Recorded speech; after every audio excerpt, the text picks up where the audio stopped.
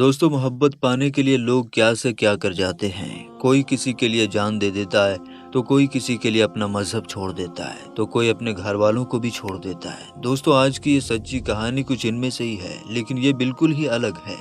इसलिए दोस्तों, आज की इस वीडियो को आखिर तक जरूर देखिएगा। इस वीडियो में हम आपको आमिर और एक हिंदू लड़की की मोहब्बत का ऐसा सच्चा वाकया बताने वाले हैं कि जिसको सुनकर आपके होश उड़ जाएंगे और आप हैरान और परेशान हो जाएंगे। जी हाँ दोस्तों, इस वीडियो में आपको बताया गया है कि किस तरह से एक आमिर नाम का लड़का एक हिंदू लड़की की मोहब्बत में पागल होकर इस्लाम को छोड़ देता है। उसके बाद आमिर के साथ कुछ ऐसा हुआ जिसके बारे में जानकर आपकी रूह कांप जाएगी। इसलिए आज की ये वीडियो आपके लिए बहुत ही ज़्यादा ख़ास है, और ख़ासकर ऐसे लड़कों के लिए जो किसी लड़की के प्यार में पागल होकर इस्लाम को ठुकरा देते हैं। ऐसे लोग इस वीडियो को आखिर तक ज़रूर देखिएगा, आपकी आंखें खुल जाएंगी। और अगर आपको ये वीडियो अच्छी लगे तो दिल से एक लाइक करके अपने दोस्तों में भी शेयर कर दीजिएगा, ताकि और भी लोगों तक ये वीडियो पहुंच जाए। तो चलिए शुरू करते हैं। दोस्तों, बहुत पहले की बात है। गुजरात में एक आमिर नाम का लड़का रहता था। वो बड़ा ही परहेजगार था, यानी कि हरदम अल्लाह की इबादत करने वाला था। वो अपना ज्यादातर वक्त मस्जिद में ही गुजारता था, और यही नहीं बल्कि वो मस्जिद में पाबंदी के साथ 5 वक्त की आज़ान भी दिया करता था, और 5 वक्त की नमाज जमात के साथ पाबंदी के साथ पढ़ा करता था। कहने का मतलब ये है कि आमिर बहुत ही नेक और परहेजगार लड़का था। अल्लाह की इबादत करने वाला था। इसी वजह से आमिर अल्लाह के बहुत नज़दीक था, और इसी अमल की वजह से उसका चेहरा हर वक्त खिला रहता था। हरदम वो खुश नजर आता था। एक दिन की बात है, आमिर आज़ान देने के लिए मस्जिद के ऊपर चढ़ा, और वो आज़ान देने के लिए मस्जिद की मीनार पर चढ़ गया। दोस्तों, ये उस वक्त की बात है जब मस्जिदों में लाउड स्पीकर नहीं हुआ करते थे, यानी कि बहुत पहले मस्जिदों में लाउड स्पीकर और माइक नहीं हुआ करते थे।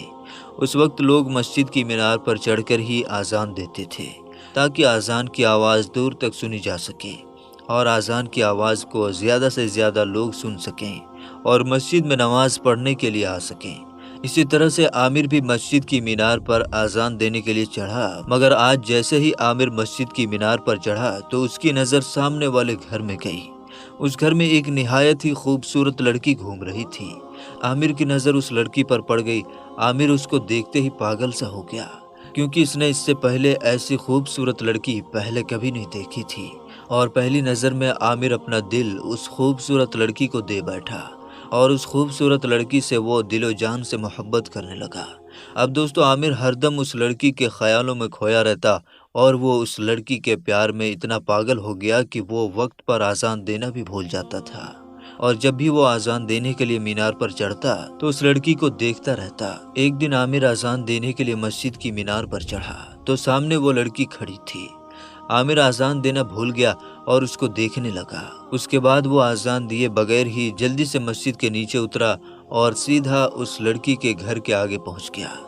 इस लड़के को देखकर लड़की भी अपने घर के दरवाजे पर आती है और आमिर से पूछती है कि क्या बात है, तुम हर रोज़ मुझको क्यों देखते रहते हो, और आज मेरे घर के सामने क्यों आए हो।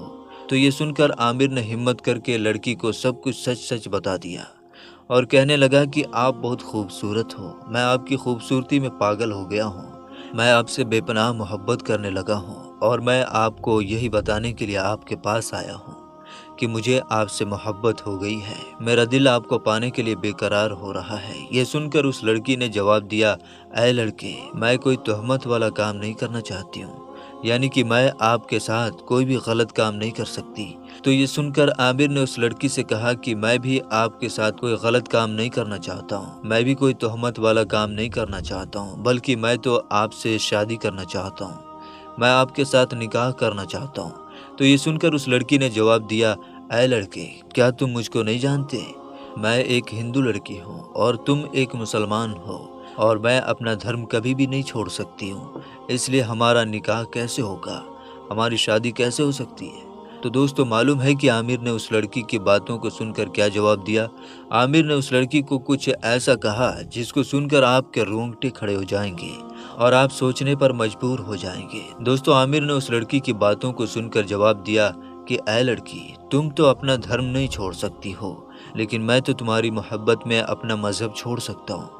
मैं तो तुम्हारे साथ शादी करने के लिए अपने मजहब इस्लाम को छोड़ सकता हूँ, یعنی کہ عامر نے اس لڑکی سے کہا کہ میں تمہارے لیے اسلام کو چھوڑ کر ہندو دھرم کو اپنا لوں گا۔ مطلب کہ دوستو، عامر اس لڑکی کی محبت میں اتنے پیارے دین یعنی کہ دین اسلام کو چھوڑنے کے لیے بھی تیار ہو گیا۔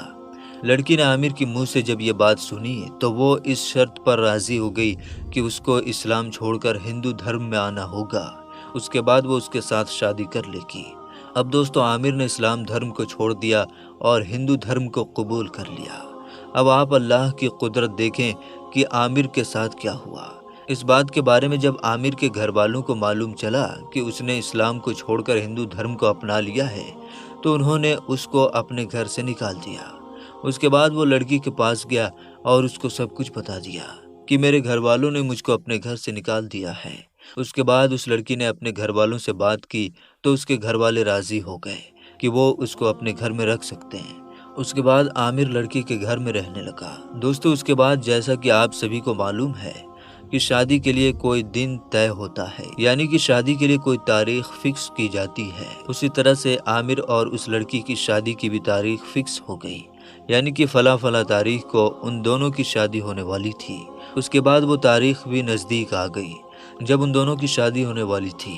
اب کل یعنی کہ صبح ان دونوں کی شادی ہونے والی تھی اور آج رات کو عامر بازار میں شاپنگ وغیرہ کر رہا تھا، اور جب وہ شاپنگ کر کے واپس اپنے گھر آ رہا تھا تو اللہ کی قدرت دیکھیں کہ اس کا راستے میں ہی ایکسیڈنٹ ہو گیا۔ لوگوں نے جیسے تیسے کر کے اس کو ہاسپٹل تک پہنچایا۔ ڈاکٹروں نے اسے دیکھ کر بتایا کہ اس کی تو موت ہو چکی ہے۔ اب آپ اسے اللہ کی قدرت کہیں یا پھر کچھ اور، مگر یہ اللہ کو منظور نہیں تھا کہ وہ اسلام دھرم کو چھوڑ کر کسی اور دھرم کو قبول کرے، اس لیے شاید ایسا حادثہ ہوا۔